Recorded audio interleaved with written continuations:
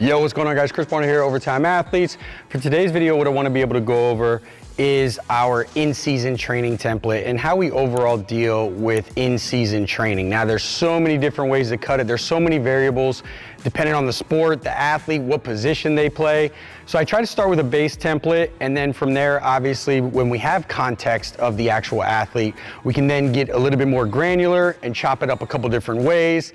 This is not a set program for every athlete. However, this is the base template that we utilize that we found to be highly effective for in-season training, where some of our athletes not only maintain the speed, strength, and power that they've developed in the off-season, but some of them actually continue to climb in their metrics. So let's go over it real quick. Now, from a base template, what I want to be able to express is that all we're essentially doing from a programming perspective is making sure that we're addressing all the fundamental basic patterns from a resistance standpoint that we are performing, right? So as far as our speed, agility, quickness, our plyometrics, all that's addressed based off the athlete and how much volume they specifically need. I'm talking specifically the lifting portion.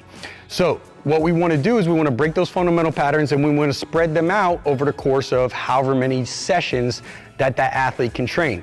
What I've found to be highly effective is to almost microdose our training sessions. And what I mean by that is, as opposed to giving them one long session or two long sessions or three moderate, what we've done is we've broken out and balanced them out over the course of 4 days. Now, between those 4 days, these workouts typically take about 20 minutes, okay? Now, depending on the athlete and their sport, what we give them the option, which has been highly effective, is if an athlete feels good and played, for instance, on one specific day, and then, a day or two later they feel great and they want to get in a little bit more work, what they could do is take 2 of those days and basically stack them together. It just depends on the schedule. We all know if you play team sports, things happen. You have one game where you're supposed to get this workout in, you don't feel like it, maybe the next day you want to get it in, and you just go ahead and lump those 2. We've even had athletes who, over the course of a week, have stacked 3, and then they just check the box on the 4th workout on their own. So you think about 3, that's probably a full hour, whereas like another one might be just a 20 minutes, make sure I check the box. However, we give our athletes option based on how the season is playing out. That's the biggest thing here, and that's really the gem, or the biggest gem to take home. All the other stuff is just making sure we're balancing out our basic patterns, making sure we're maintaining and hitting the right movements. So getting in straight into that, you'll see that we have 4 days.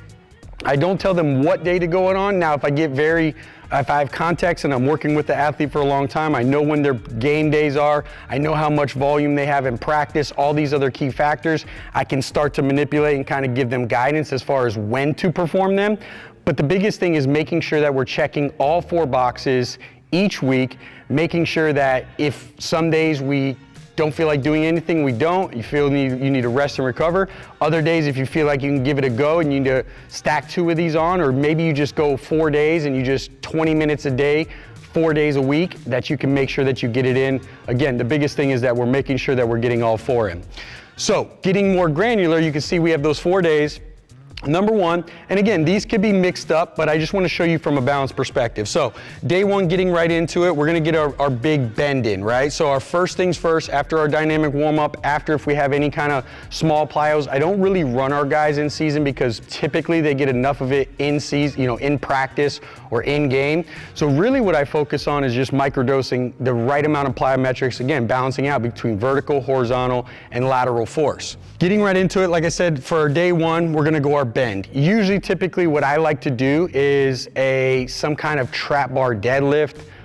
We could do a conventional. We could do some other forms or other types of bend.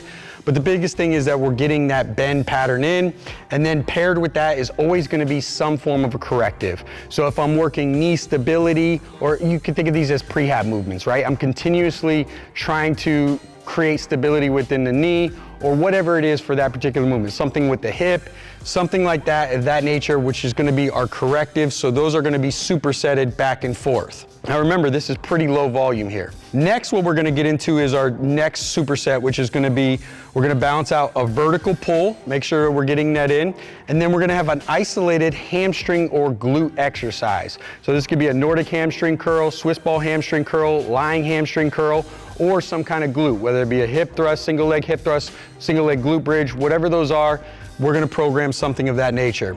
And then finally, we're gonna finish off with a trunk. I'm a big fan of making sure that we address trunk every single session and that we're making sure that we balance out those common movements, which is flexion, extension, rotation, and lateral flexion. Moving on to day 2, we're gonna start with our big push. This is gonna be our horizontal push. And then again, we're gonna have a corrective to fine tune those other muscles. So it might be an internal rotation, face pull to external rotation, something like that to create stability within the shoulders.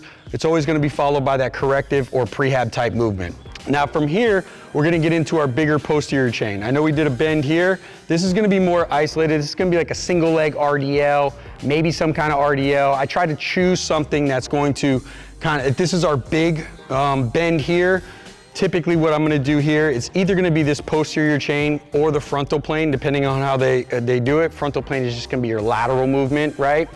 But it's just gonna be something a little bit more, it's still gonna be along the posterior chain or bend pattern, but it's going to be a little bit less resistance, a little bit less intensity. From there, our second movement is gonna be in either an arm extension, right? We're either gonna do some kind of tricep or some kind of isolated shoulder movement, and then finishing off with a trunk. Day 3, we're gonna have our unilateral lower. Now, you might think, oh, why aren't we doing the squat pattern?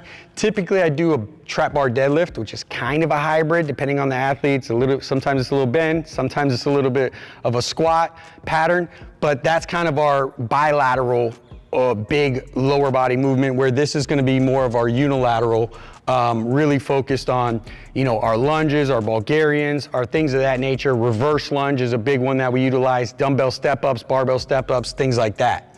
Again, we're making sure that we hit a corrective with it for the lower body. Usually they complement each other, like I said.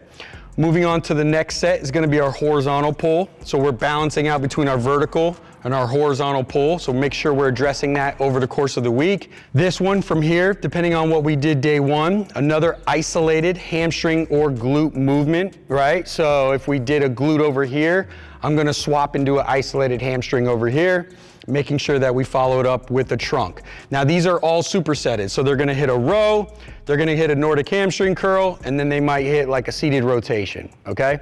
And they're gonna follow all those within 2 to 3 sets. And again, it's extremely low volume. These take about 20 minutes. Moving on to day 4, depending on the athlete, we're either gonna do our vertical push or press, or if it's not an athlete that we do overhead pressing with, it might be like a landmine, it might be an incline, it might be another variation of a horizontal push. Again, we hit our corrective, our prehab type movement, that's gonna go in superset with that. And then for our monster set down here, again, it's either gonna be frontal plane or posterior chain, right? It's gonna be a lateral lunge, something of that sorts. We're gonna hit our arm flexion, right? Which is gonna be something along the lines of like a hammer curl, bicep curl, something of that nature. And then either that or a isolated shoulder movement. Usually I'm a big fan of just some kind of lateral raise, some kind of rear delt raise, something of that to develop the upper back. Finally is going to be the trunk again. So the biggest thing, the biggest takeaway that we wanna see from here is these workouts take about 20 minutes. And we're just balancing out. We're doing our bend squat, we're hitting our unilateral lower. These are the focused primary upper compound movements up here. And then these are more typically our accessories down here. So if you're gonna combine them, usually what I do is I tell them day 1 or day 2, and then day 3 or day 4. So that's how they're combining those, so that we're bringing a little bit more balance to our workouts. If we're gonna hit a horizontal push here, we're gonna hit a variation of our push over here. If we're gonna hit a posterior chain and a frontal plane over here, if we're gonna hit a hamstring here, we're hitting a glute here. We make sure we balance out our vertical pull, our horizontal pull, right? We're making sure that we hit arm extension, arm flexion, or shoulder. I've even had guys where they go 4 and they do arm extension, shoulder, and trunk, and the posterior chain. So again, it's just a matter of being able to have balance in our programming so that we're checking the box on all those primal patterns each and every week. Make sure that depending on the athlete, we're addressing the movements that's specific to them. If I have a baseball athlete, I might spend a little bit more time on arm care. If I have a football athlete, I might touch arm care, but we might not have the same amount of volume. It depends on the position, it depends on the sport, but this is a base template for you to be able to see how we go ahead and approach in-season training with 4 mini workouts, right, over the course of 7 days. And then depending on the athlete, their games, their practices, they can stack them if they need be. Every week is a little bit different. You know, sometimes it's all over the place. Sometimes they have tournaments, whatever it might be. But this is an easy base phase for you to be able to see how we approach in-season training. I hope that helps. If you're interested in a full how we program a lot of our athletes, I have actually created a template for coaches. It's completely free. You can check it out down below. You can get access to it. I have, you know, total body templates in there, all kinds of off-season templates in there that you can literally plug and play. So I hope that helps for you coaches. Hope this helps for some of you athletes and coaches. I'll talk to you guys next time.